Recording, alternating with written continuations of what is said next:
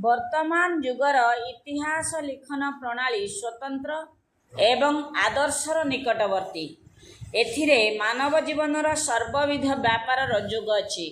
केवल राजा राजपुरुष बा राजनीति घेने वर्तमानर इतिहास नुहे। तो प्राबंधिक कहते वर्तमान जुगर इतिहास लिखन प्रणाली स्वतंत्र एवं आदर्शर निकटवर्ती।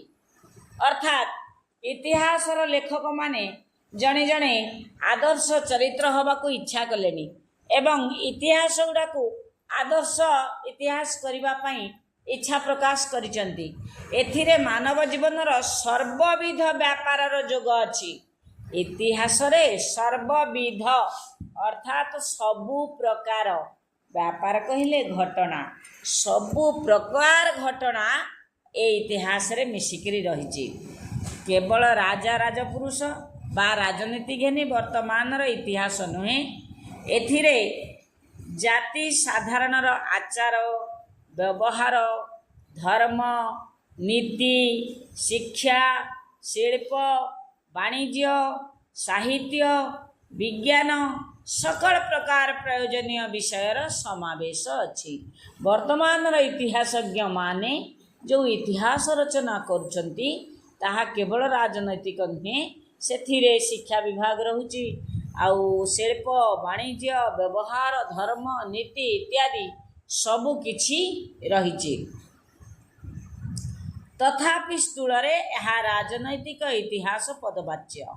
तथापि शेष मोटामोटी भाव में देखिले ता राजनैतिक पदवाच्य ग्रहण योग्य राजनैतिक इतिहास भाव में। सही कारण कौनसी चिंताशील पंडित साहित्य इतिहास धर्म इतिहास विज्ञान इतिहास इत्यादि नाम दे भिन्न भिन्न विभाग रे क्रमिक उन्नति विवरण पूर्णतर आकार रे लिपिबद्ध करने को प्रयासी होइचंती।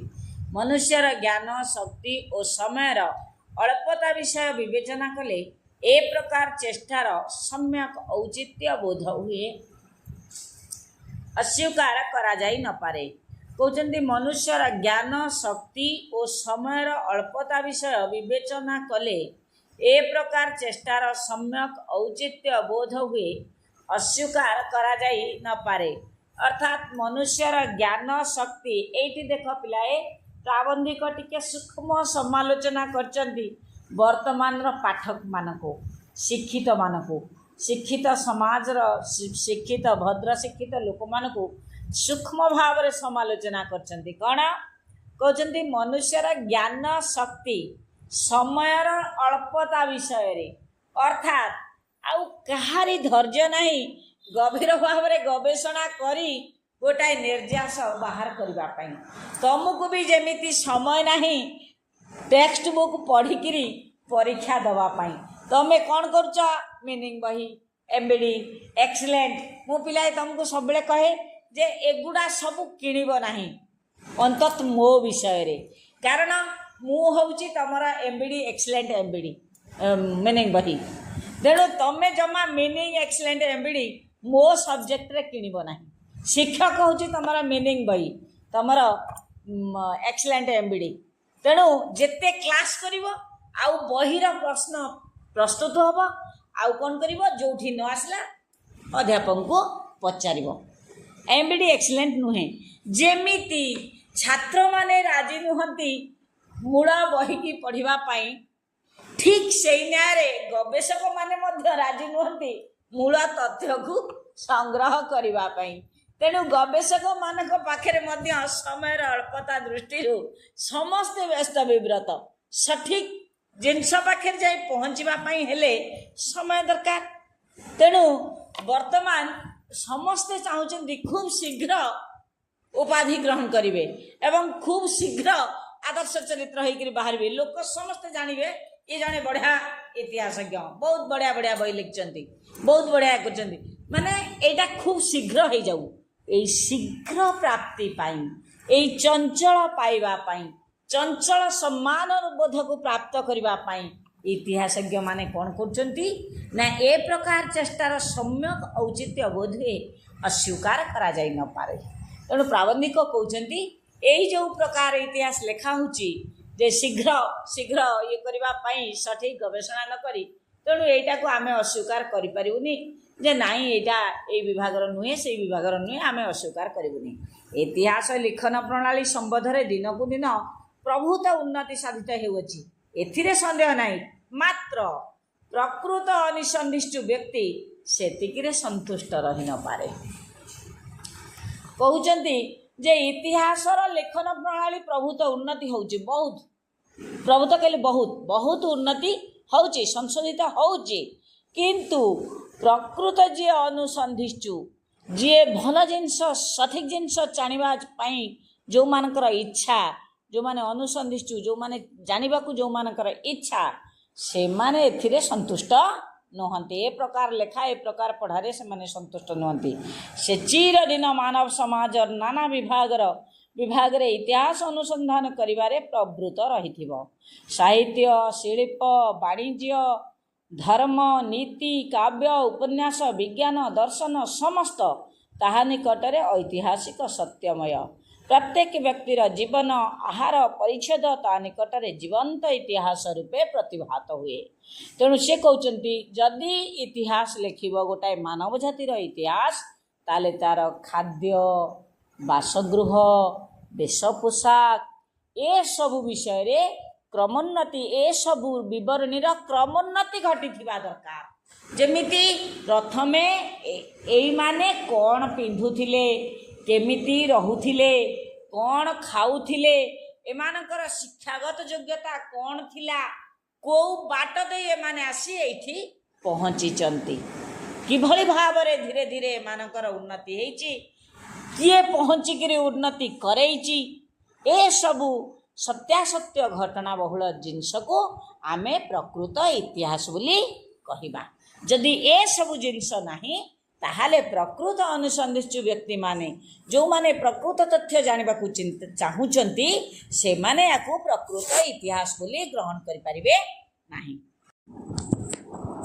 इतिहास जेपरि भावरे लिखित हेउ पठन प्रणाली उपरे तार उपकारिता बहु परिमाण रे निर्भर करे। पाठक जेबे वर्तमान संगे निज जीवन संगे अतीतर संपर्क विस्मृत होई इतिहास अध्ययन करने को प्रवृत्त हुंती तेबे से अध्ययन विडंबना मात्र। प्राबंधिक कहते इतिहास जमिति लेखा हो जो भली भाव लिखित हो पठन प्रणाली उपरे तार उपकारिता बहु परिमाण रे निर्भर करे। पढ़िबा उपरे मध्य तार उपकारिता निर्भर करुची।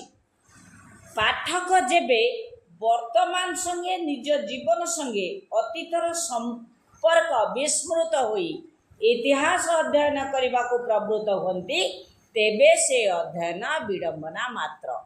अर्थात पिलाए तुमको गोटे छोटिया उदाहरण दूची तमें बुझीपार जे तमे भविष्य गोटे बड़ जगार रहिल बड़ पदवी रे बसिल तेबे सेठी तुम भाविबा उचित मु एई पदवी की केमिति आसिली को पहाच दे अतिक्रम करी मु एठिकी आसीची आउ सिठी बसीगला परे से उच्च पदवी रे जदि एई गाँ को भूली गल बापा बो भाई भौणी सांग साथी गाँ लोक एमान को भूली गल ताहले विडंबना मात्र तुम पाठपढ़ा अर्थात तुम पाठपढ़ा मूल्यहीन केवल। दुखर कथा जे तमे पाठ पढ़ी सबु जिनस को ग्रहण करने मन रखापी अर्थात तुम पाठ पढ़ी बड़ पदवी रहिला परे अतीत को भूली जाइछ।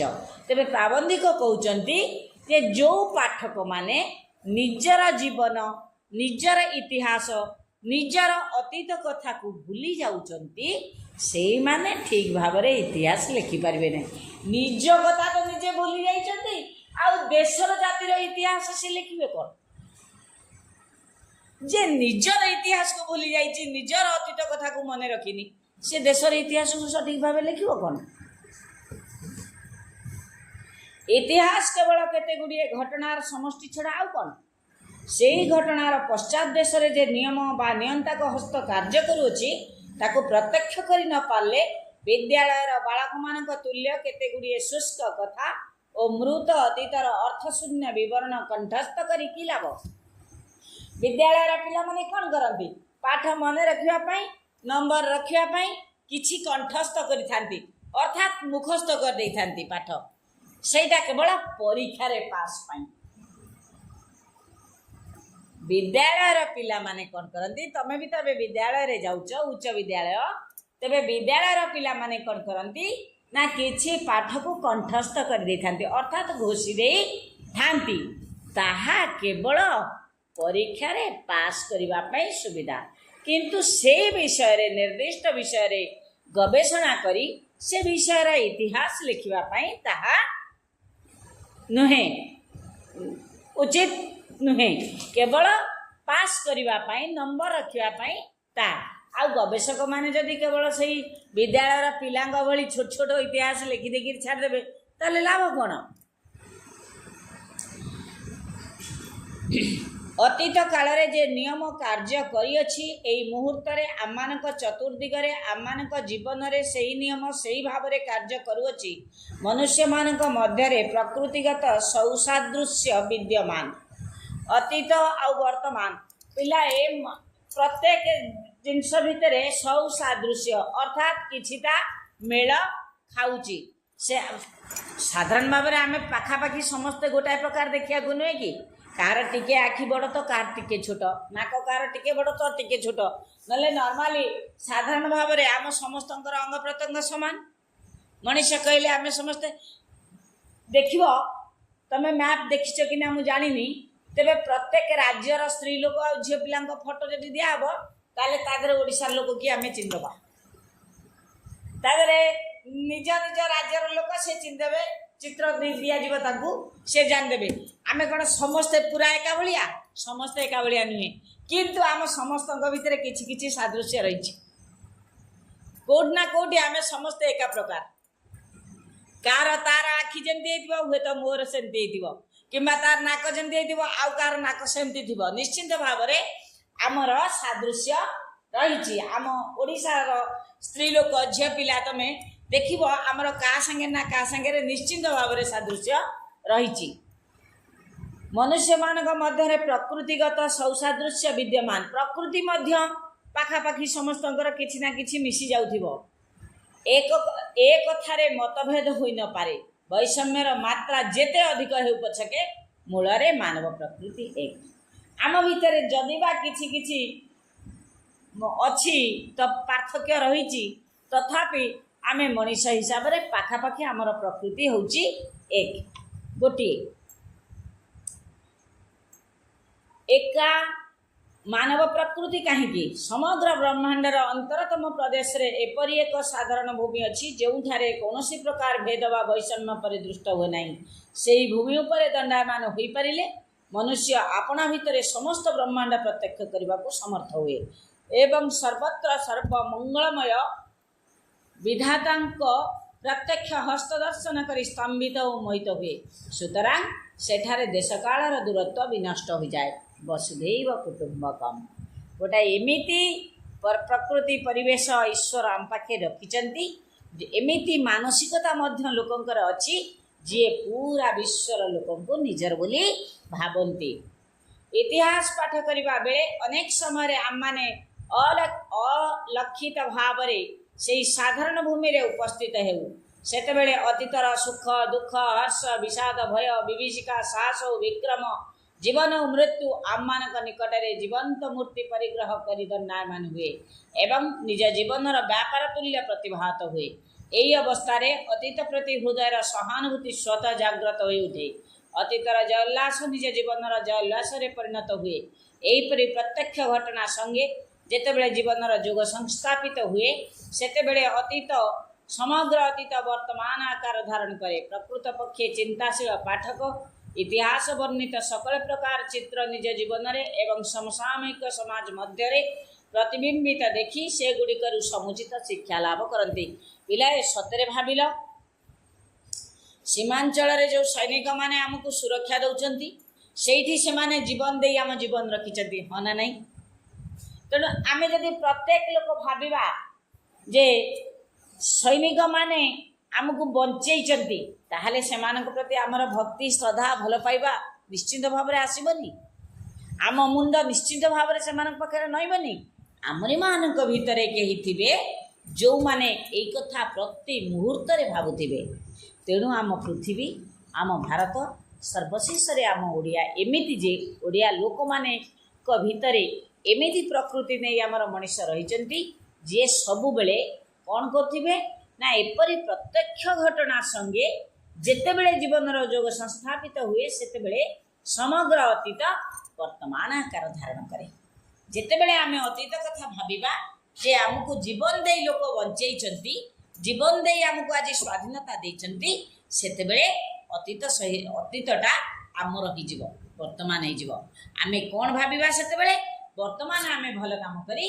आम आगामी पीढ़ी की आमे सुखरे रखिबा जदि यही मानसिकता आम समस्त भितर आसो ताहले हुए तो समाज रु चोरी तस्करी नारी धर्षण ये सब खराब काम आपे आपे दूरे जीव आपे आपे दूरे गले आम पर पीढ़ीर लोक जी आसवे से गोटाए सुंदर इतिहास लिखे आम उपर आमे सिना से भली काम करिथिले आमर गोटा इतिहास आमे तैयारी करिबा तेबे इतिहास आमर इतिहास किए तैयारी करे आमे तैयारी करू आम पुराना लोक माने तांको इतिहास तैयारी करछन्ती तार पुनरुद्धार करबा दायित्व होची आमर एवं आमे गला परे आमर इतिहास लिखा दायित्व होची आम पर पीढ़ीर लोकंकर सिना भल कथा थिले से माने लिखिबे तेणु सबु बेले अतीतर दुख को हर्ष विषाद सुख दुख विजयोल्लास हास्योल्लास विजयोल्लास माने से माने जो विजय लाभ करिसंती तादरे आमे आज उल्लसित होचे तेणु सेमानकर विजय आमको कौन करुच्ची ना हर्षोल्लास करुच्ची अर्थात आमको आज हस खुशी रहिबार सुजोग देइछि तेणु जेतेबेले आमे अतीतर एई कथा को भाबिबा अतीतर दुख सुख हस विजय ए सब को जेतेबेले आमे भाबिबा अतीतटा वर्तमान संगे समान हो गला अतीतटा आमर वर्तमान हो एवं वर्तमान अतीत को भाबी वर्तमान आमे जदि काम करिबा ए वर्तमान कामटा आम भविष्य वंशधर मान को सुखरे समय कटे भविष्य वंशधर माने तेणु प्राबंधिक कहते जे प्रकृत पक्षे चिंताशील पाठक इतिहास वर्णित सकल प्रकार चित्र निज जीवन रे एवं समसामयिक समाज मध्य प्रतिबिंबित देखि से गुड़िकर समुचित शिक्षा लाभ करती जो माने प्रकृत चिंताशील पाठक से माने अतीतटा को निज सांगे समान करी निज जीवन भितर देखी वर्तमान रे देखी ताकू कौन करे ना भविष्य को सजाड़वा प्रयास करे से माने हेले सूक्ष्म दृष्टि संपन्न व्यक्ति से माने हेले चिंताशील से माने हेले नित्य क्रियाशील आउ अपर श्रेणीर लोक हेले स्थूल दृष्टि संपन्न निर्बोध हुंडा मूर्ख से जेते पाठ पढ़ी थांतु तांको पाखरे जेते सर्टिफिकेट थाउ से माने मूर्खरे गणा हुंडारे गणा निर्बोधियारे गणा तेणु जो माने अतीत को मने रखी अतीत को भावी अतीतर हर्ष विषाद को निज जीवन रे कार्यकारी कराती वर्तमान रे परिणत करी भविष्य को सुधारिबार चिंता मुंडे पुरांती से माने होचंती चिंताशील।